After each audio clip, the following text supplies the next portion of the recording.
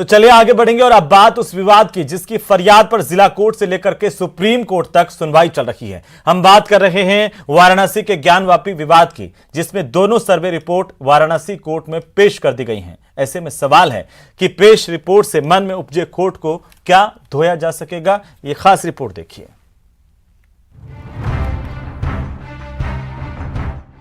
Varanasi court में पेश हुई दोनों सर्वे की रिपोर्ट। हम लोगों ने रिपोर्ट सबमिट कर दी है और जो वीडियोग्राफी फोटोग्राफी हुई थी 3 बॉक्स में थी, सील्ड थी, वो सील्ड सहित हमने माननीय न्यायालय में सबमिट कर दी है। ज्ञानवापी के सबूत, किसका दावा मजबूत? जो मैंने किया हुआ है उस हिसाब से 10% में ही मुझे लगता है कि नहीं, वहाँ मंदिर का अवशेष ही है। कई पन्नों की रिपोर्ट, किसके दावे पर चोट? उम्मीद करते हैं कि कल सुप्रीम कोर्ट जब सुनवाई करेगा वो काशी के लोअर कोर्ट के ऑर्डर को मुकम्मल स्टे देगा और ये चीज का एक फुल स्टॉप लगना चाहिए। मन का खोट धोएगी रिपोर्ट। सबसे बड़ा सवाल यही है क्योंकि इसी खोट की वजह से दो समुदायों के बीच सालों से खड़ी सौहार्द की इमारत डगमगा रही है। हम इसकी चर्चा करेंगे, लेकिन उससे पहले गुरुवार को वाराणसी से लेकर दिल्ली तक कोर्ट में हुई सुनवाई के बारे में जान लीजिए। सबसे पहले बात वाराणसी कोर्ट की, जहां गुरुवार को सर्वे की रिपोर्ट पेश की जानी थी। ज्ञानवापी का पहला सर्वे अजय मिश्रा ने किया और उन्होंने अपनी सर्वे रिपोर्ट कोर्ट में जमा कर दी। देखा वहाँ पे कुछ जो है कलाकृतियाँ ऐसी थी जो मूर्ति आकार की दिखाई दे रही थी और एक ऐसा जो है आकृति थी जो शेषनाग की तरह दिखाई दे रही थी, जो है उसके फन के आकार की टूटी हुई थी, वो थी। अजय कुमार मिश्रा ने अपनी रिपोर्ट में हिंदू मंदिर में पाए जाने वाले तमाम धार्मिक चिन्हों और मूर्तियों का उल्लेख किया है। साथ ही उसकी वीडियोग्राफी भी की गई है। अजय मिश्रा की रिपोर्ट के मुताबिक सर्वे के दौरान शिलापट मिले हैं जिस पर शेषनाग, नागफन, कमल की आकृति है। अजय मिश्रा की सर्वे रिपोर्ट के अलावा ज्ञानवापी मस्जिद पर दूसरी survey report court commissioner Vishal Singh ने तैयार की है। 10 से 12 पन्नों की रिपोर्ट होगी और उसमें वीडीए के स्किल्ड ड्राफ्ट्समैन द्वारा 3 फ्लोर का पूरा बना हुआ है मैप और 1-2 मैप लेके आए थे वादी पक्ष के लोग, उसको भी मैंने सबमिट कर दिया, उस समय दिखाए थे, तो सब चीजें सबमिट है। सूत्रों के मुताबिक विशाल सिंह की ओर से पेश की गई दूसरी सर्वे रिपोर्ट में भी ज्ञानवापी में शिवलिंग मिलने की बात कही गई है। मसलन नंदी के कुंड के बीच दूरी 83 फीट 3 इंच है। सर्वे रिपोर्ट में शिवलिंग का जिक्र है। कुएं के बीच में पत्थर मिलने की बात है। कुएं में गोल पत्थर की ऊंचाई 2.5 फीट है। मस्जिद के अंदर घंटी दिखाई दी है। पश्चिमी दीवार पर त्रिशूल, हाथी के सूंड और पान के पत्ते खुदे हुए मिले हैं। फवारा चालू करने से मुस्लिम पक्ष ने भी मना कर दिया। पश्चिमी दीवार पर स्वास्तिक के चिन्ह मिले हैं। तहखाने में 4 दरवाजों को ईंट लगाकर बंद किया गया था। 4-4 खंभे 8-8 फीट के मिले हैं और खंभों पर घंटे, कलश और फूल की आकृति बनी मिली है। अगर रिपोर्ट में यही सबूत है तो जाहिर है रिपोर्ट में शामिल ये सभी सबूत हिंदू पक्ष के दावे को मजबूत करने वाले हैं। हालांकि इन साक्ष्यों पर अंतिम फैसला कोर्ट करेगा। इस बीच सुप्रीम कोर्ट में हुई इस मामले पर सुनवाई में जस्टिस डी.वाई. चंद्रचूड़ ने कहा कि निचली अदालत यानी बनारस कोर्ट जहां सुनवाई हो रही है वो इस मामले पर कोई भी एक्शन लेने से बचे। साथ ही कोर्ट ने शुक्रवार तक इस मामले में सुनवाई टाल दी है। इस मामले पर अब अगली सुनवाई शुक्रवार को दोपहर 3 बजे होगी। Bureau report, news 18 network. तो वहीं कांग्रेस के चिंतन शिविर के बाद अब बीजेपी विधानसभा चुनाव जीतने का फॉर्मूला तैयार करने में जुट गई है।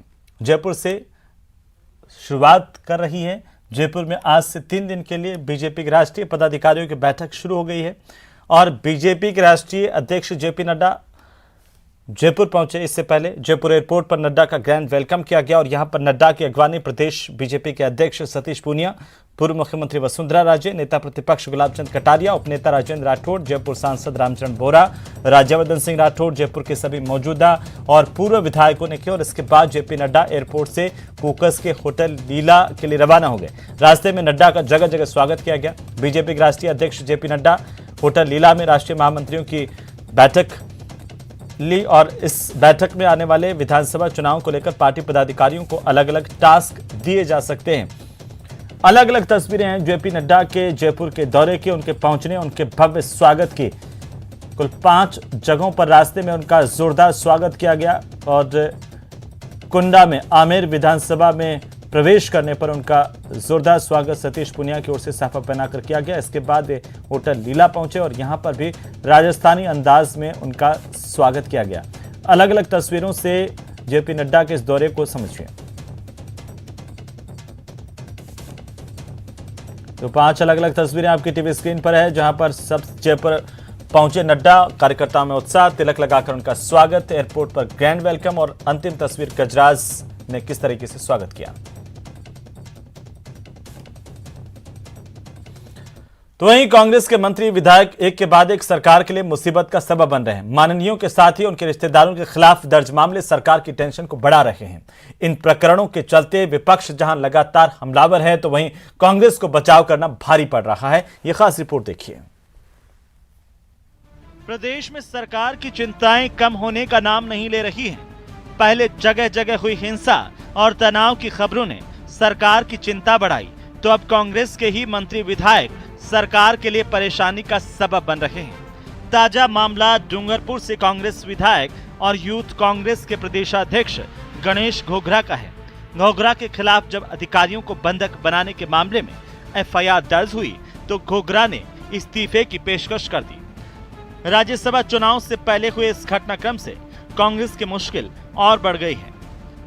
वहाँ घटना दूसरी हो गई। वहाँ कोई अति उत्साह में किसी को बंद कर दिया, एसडीएम को बंद कर दिया, तो कानून का राज है राजस्थान के अंदर और कानून का राज रहना चाहिए, इसलिए एफआईआर दर्ज हो गई।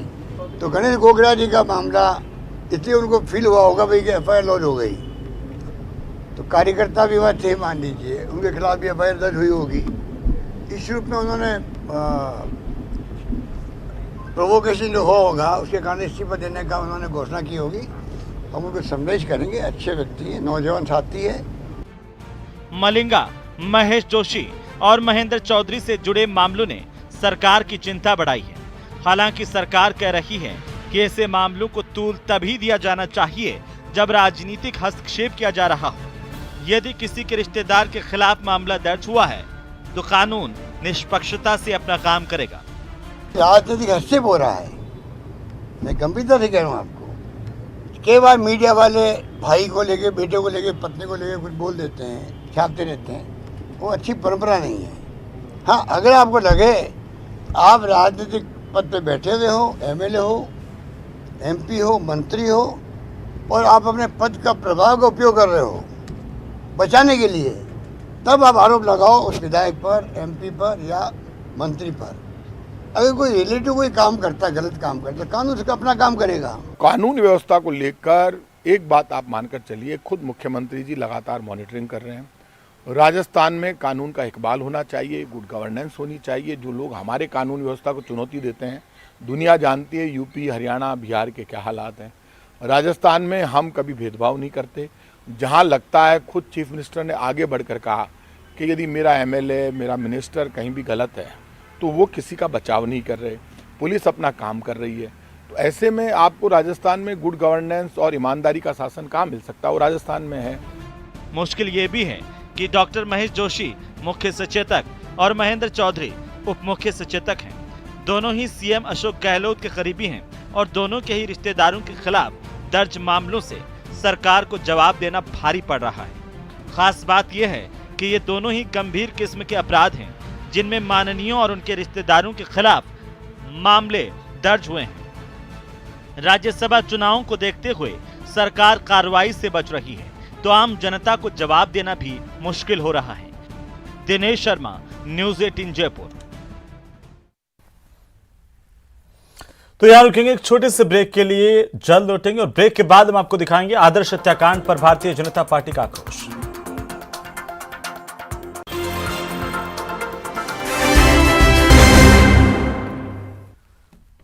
तो चलिए ब्रेक के बाद एक बार फिर से आपका स्वागत। भीलवाड़ा आदर्श हत्याकांड में भले ही सब कुछ शांत दिख रहा हो, लेकिन पीड़ित पक्ष के कई सवालों पर पुलिस प्रशासन की चुप्पी से संशय साफ दिख रहा है। पुलिस पर दबाव में काम करने के साथ ही कई पुलिसकर्मियों पर आरोपियों से मिलीभगत के भी आरोप लगे हैं। देखिए ये खास रिपोर्ट। आदर्श हत्याकांड के अनसुलझे सवाल। जो झूठे बयान थे ना उनमें तो मतलब पूरी बात ही पलट रही थी कि नाम में मौका वारदात पे था ना, ऐसे कुछ बात मतलब नाम में इनको जानता हूँ मैंने, मतलब गर्मा गर्मी में। तो आप मानते हैं आपके भाई के साथ अन्याय हो रहा है? हाँ हो रहा है। भीलवाड़ा में 10 मई को हुई आदर्श तापड़िया की हत्या के विरोध ने खूब सुर्खियां बटोरी। पुलिस एक्शन में आई, आरोपियों पर कार्रवाई हुई, लेकिन पुलिस के एक्शन पर अभी भी कई सवाल खड़े हो रहे हैं। तो एक बयान तो उसमें यूँ लिखा हुआ था कि सीओसीटी ने यूँ लिख रखा था कि 11 तारीख को बयान दिया। 11 तारीख को तो बयान नहीं दिया कि शाम को तो मेरे भाई का उसको शमशान घाट ले गए थे, मतलब मोक्ष धाम ले गए थे। परिवार ही नहीं, स्थानीय लोगों के भी यही सवाल हैं। बीजेपी ने पूरे मामले में लीपापोती का आरोप लगाकर अनिश्चितकालीन धरना शुरू किया है। आरोप है कि पुलिस दबाव में काम कर रही है। भीलवाड़ा शहर में पूरा कस्बा, पूरा शहर बंद है और लाश पड़ी हुई है। उस वक्त पुलिस अधिकारी बिना बयान दिए फाइल में 161 के बयान लिख लेते हैं और वो बयान पूरे केस को खत्म करने के बयान लिखे जाते हैं। ये बयान कहां से आए, किसने दिए, ये एक बहुत बड़ा जांच का विषय है। पहले दिन से इस जांच को समाप्त करने का प्रयास किया जा रहा है। बीजेपी से जुड़े संगठनों का आरोप है कि असली मुजरिम को बचाया जा रहा है। एक पार्षद समेत कुछ पुलिस के कर्मचारियों पर भी सवाल उठे हैं। असली अपराधी गिरफ्तार हो, जो दोषी अधिकारी हैं, जो मिलीभगत कर रहे हैं और इसमें जो षड्यंत्रकारी हैं वो गिरफ्तार हो। इन मुद्दों को लेकर अनिश्चितकालीन धरना जिला कलेक्टर के बाहर दिया जा रहा है। आदर्श की हत्या को लेकर पुलिस प्रशासन पर सीधे तौर पर सवाल हैं, तो पुलिस अधीक्षक जांच रिपोर्ट आने तक इंतजार करने की अपील करते हैं। आगे जांच कर रही हैं और यदि किसी भी कर्मचारी की, चाहे वो कांस्टेबल हो या सीनियर मोस्ट अधिकारी हो, यदि संलिप्तता किसी भी रूप में आती है तो आश्वस्त करते हैं कि उसके खिलाफ भी कार्रवाई की जाएगी। बुलवाने की पूरी कोशिश की जा रही है।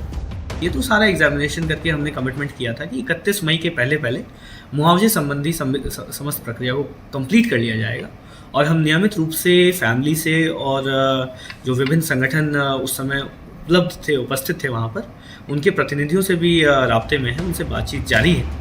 कलेक्टर साहब के इस दावे से सवाल उठता है कि क्या एक युवक की हत्या में मुआवजा दे देने का मतलब इंसाफ देना है, और अगर नहीं तो फिर असली दोषियों तक पुलिस क्यों नहीं पहुंच पा रही, और मौकाए वारदात मौजूद मृतक के भाई की बात को पुलिस झुठलाने में क्यों लगी है। ऐसे में अब देखने वाली बात होगी कि आदर्श की हत्या के मामले में आखिर वास्तविक हत्यारों को पकड़े जाने की जो बात भाजपा कर रही है उन तक पुलिस का पहुंच पाती है या फिर अन्य मामलों की तरह इस मामले पर भी पर्दा डाल दिया जाता है, ये भी देखने वाली बात होगी। कैमरा पर्सन मोहित के साथ सुभाष बैरागी, न्यूज़ 18 भीलवाड़ा। तो चलिए आगे बढ़ेंगे और नजर डालते हैं टॉप 10 क्राइम न्यूज पर। धौलपुर के बेहड़ों में रेलवे पटरियों के बीच एक बुजुर्ग का क्षत विक्षत शव मिला। शव को मोर्चरी में रखवा करके पुलिस मामले की जांच कर रही है। राजसमंद के गिरधर सागर इलाके में पहाड़ी पर सड़ी गली लाश मिलने से इलाके में हड़कंप मच गया। शव को पोस्टमार्टम करवा करके पुलिस मामले की जांच कर रही है।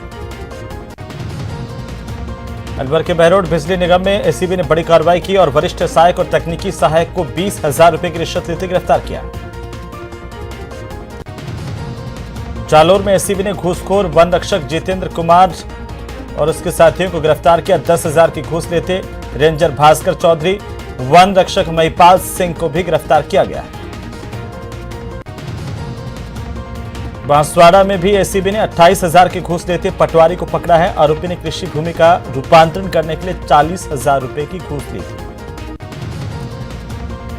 जयपुर पुलिस ने अश्लील वीडियो भेजकर ठगी करने वाले गिरोह का पर्दाफाश किया और गिरोह से जुड़े 2 ठगों को भरतपुर से गिरफ्तार किया है। सीकर के नानी गांव में शादी समारोह के दौरान हुई चोरी का पुलिस ने पर्दाफाश किया। 20 लाख के गहने चोरी करने के आरोपी को गिरफ्तार किया। अजमेर में सराफा कारोबारी से लूट मामले में पुलिस ने मुख्य आरोपी समेत 4 बदमाशों को गिरफ्तार किया। पुलिस आरोपियों से पूछताछ कर हथियार और लूट के सामान का भी पता करने में जुटी हुई है। सटोरियों के खिलाफ बड़ी कार्रवाई करते हुए जयपुर कमिश्नरेट की क्राइम ब्रांच ने 7 सटोरियों को पकड़ा, साथ ही करोड़ों रुपए के सट्टे का हिसाब बरामद किया है। नाबालिग से दुष्कर्म मामले में चित्तौड़गढ़ पॉक्सो कोर्ट ने दोषी को 20 साल की सजा सुनाई, साथ ही 40,000 रुपए का जुर्माना लगाया। चलिए आगे बढ़ेंगे। भवन निर्माण की प्रक्रिया में शुरू से अंत तक निर्माण के कई चरण शामिल होते हैं और जब भी आप भवन निर्माण करते हैं तो इन तथ्यों को जानना बेहद जरूरी होता है। आप देखिए, इनके बारे में जानिए।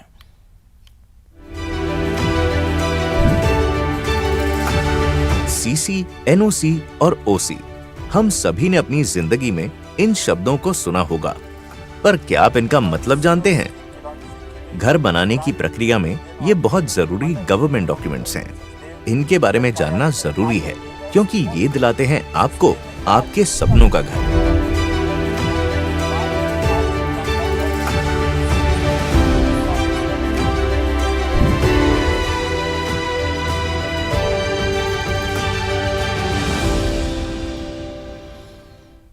तो चलिए इसी के साथ ही न्यूज़ 18 प्राइम में फिलहाल इतना ही। नमस्कार।